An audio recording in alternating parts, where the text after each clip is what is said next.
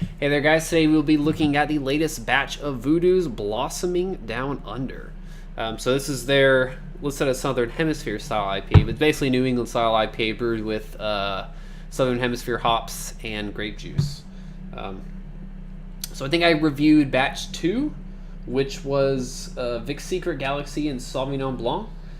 And then this is batch 5 from September 18th, so only a few weeks out, less than a month.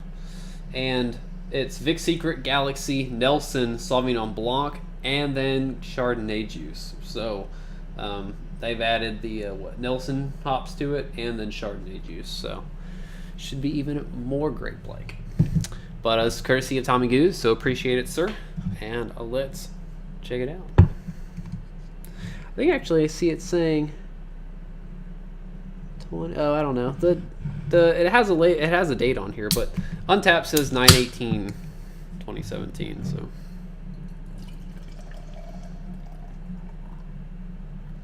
all right. So as you can see, it pours out pretty hazy. It's got this deep kind of orange golden peach flesh, mango, maybe a murky mango flesh type character color to it. Definitely more murky. I would say probably closer to something like a peach. A little bit deeper though, and big, nice, fluffy white head. So check out the aroma on this guy. Wow. Okay, so that definitely smells a bit more, way more intense on that kind of white wine grape aroma. Holy cow. So it has this really intense kind of vegetally citrus type character as well. That's really interesting. It's hard to describe. But other than that, it really has a huge white wine character. Like a very kind of Venus, almost funky white wine character. It's very interesting.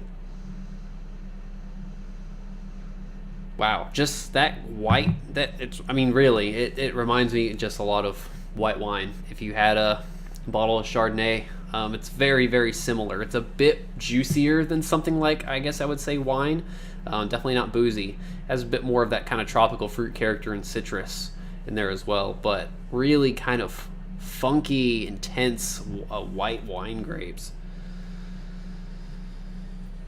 I don't mean funky as in like a something with Brettanomyces or spontaneously fermented, anything like that. Like when you smell, I mean, you have some of those deeper, intense wines that just has that like really intense kind of footiness, I guess, if that makes any sense.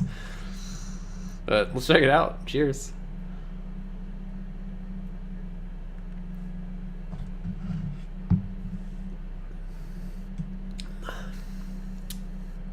Wow. So definitely less of that white wine character on the taste. Still there, but getting more citrus, more maybe more mango, more guava and passion fruit kind of in there. But really, I think it's a big citrus and mango is probably the forefront for for the fruits, and then that kind of big, still big like white wine, grape juice type character. Still getting that kind of that's the best way to describe it. It almost has a aroma of feet. I know it sounds really weird, but it's very intriguing and it's delicious. It just smells kind of interesting. I don't know. That's what I'm picking up from it. I wouldn't even say it's off-putting because I mean, it just reminds me so much of wine, or some of those like more robust, I guess, white wines, if that makes sense. Or even darker wines, but yeah.